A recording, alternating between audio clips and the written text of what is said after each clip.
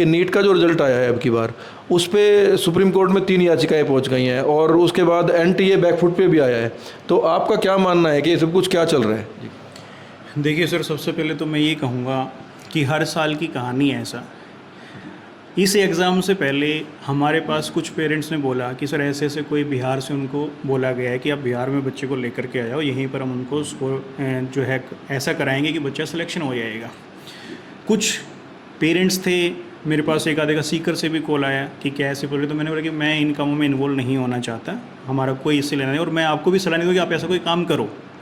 But मेरा perception ये है कि हर साल नीट एग्ज़ाम, क्योंकि इसकी एक एक जो सीट है ना, 1-1 करोड़ 1.5 करोड़ रुपए की बेचते हैं लोग, ये मान के चले तो इसके अंदर बड़े अच्छे लेवल के ऊपर धांधली करते हैं, क्योंकि ये एग्ज़ाम भी ऑफलाइन है। ऑनलाइन सिस्टम में तो क्या होता है, कंप्यूटर को हैक कर लिया जाता है।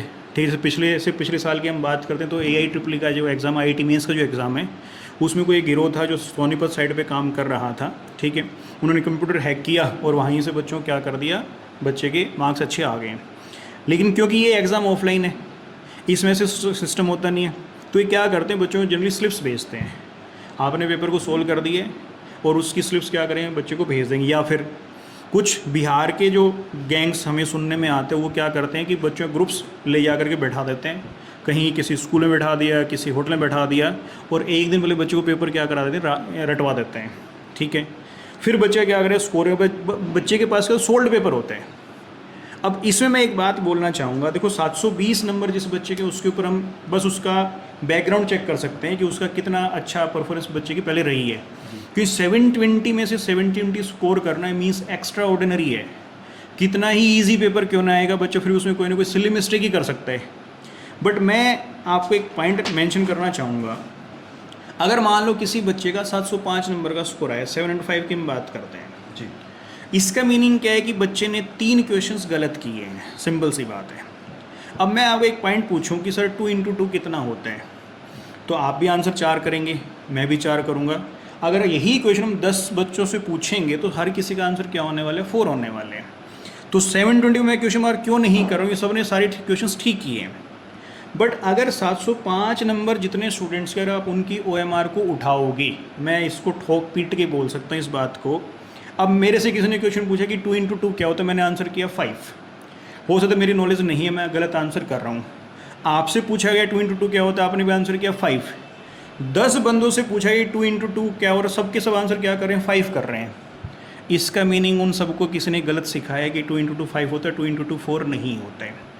अब 3 क्वेश्चंस बच्चे के गलत हैं। सपोज करो कि 46 नंबर पे कोई क्वेश्चन है जिसका राइट आंसर है A, तो अगर किसी ने A ठीक किया है, कोई दिक्कत वाली बात नहीं है।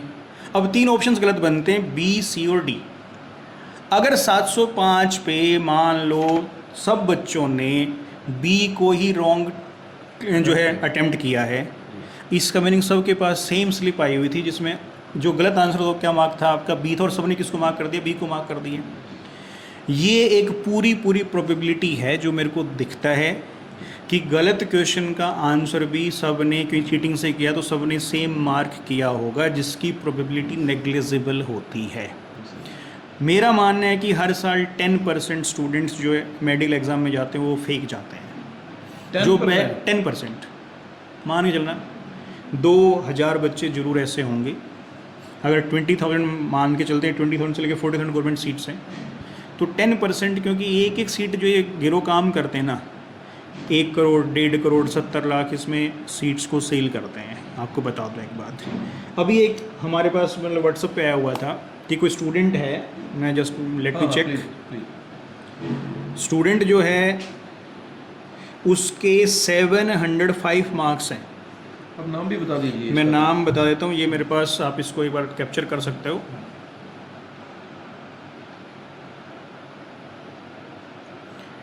स्टूडेंट का नाम बताया जा रहा है पटेल अंजलि हिरजी भाई, ठीक है।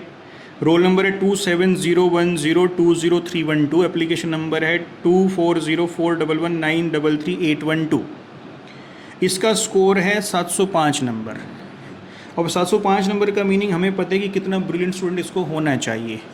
ओनली 3 क्वेश्चन इसके गलत हुए हैं। हो सकता है एक फिजिक्स में हुआ हो, एक केमिस्ट्री और एक बायोलॉजी के अंदर हो, या हो सकता है तीनों फिजिक्स में हो, तीनों केमिस्ट्री, तीनों बायो के अंदर हो। ठीक है। नो व्हाट, इसका स्कोर जो बोर्ड एग्जाम में आ रखा है, ठीक है, +2 में, +2 के अंदर 12th अपेयरिंग स्टूडेंट है, ठीक है। इंग्लिश में आउट ऑफ 159 मार्क्स हैं, ग्रेड इसका C1 है। केमिस्ट्री में थ्योरी में फेल है, 100 में से 31 मार्क्स हैं। अच्छा चलो मानते हैं कि बच्चा थ्योरी में स्कोर नहीं कर पाए, पजल हो गया। इवन इसके प्रैक्टिकल एग्जाम जो इसको पढ़ा रहे हैं उसको भी पता है कि बच्चा अच्छा नहीं है, क्योंकि प्रैक्टिकल में इसको स्कोर दिया गया 50 में से 33 मार्क्स का। जो स्कूल का टीचर उसको पता है कि बच्चा उतना अच्छा नहीं है, इसीलिए उसके नंबर प्रैक्टिकल में भी काट रहा है वो। उसके बाद फिजिक्स में स्कोर 100 में से 21 है, फेल इन थ्योरी। प्रैक्टिकल में स्कोर 50 में से 36 मार्क्स का है। बायोलॉजी जो हम बोलते हैं कि मेडिकल स्टूडेंट का अच्छा होता ही होता है, 100 में से 39 मार्क्स का स्कोर है। 100 में से 39 मार्क्स स्कोर इसका थ्योरी एग्जाम के अंदर है, और प्रैक्टिकल में इसका स्कोर है 50 में से 38। यानी कि स्कूल के टीचर को भी पता है कि बच्चा मीडियोकर है या बिलो एवरेज स्टूडेंट है, बट उसका स्कोर आ रहा है 705 का। Practical it's not possible. Coincidences होते हैं, चमत्कार होते हैं, मिरेकल्स होते हैं, बट ऐसे मिरेकल्स नहीं होते हैं, ठीक है। हम बोलते हैं, हमेशा बोलते हैं, वसुधा का नेता कौन हुआ, भूखंड विजेता कौन हुआ, अतुलित इश्क्रेता कौन हुआ, जिसने न कभी आराम किया, विघ्नों में रह के काम किया। बट जिस हिसाब से टैलेंट को दबाने की, कुचलने की जो प्रक्रिया चली हुई है नीट एग्ज़ाम के अंदर, तो वसुधा का नेता वही होने वाला है जिसके पास पैसे होंगे।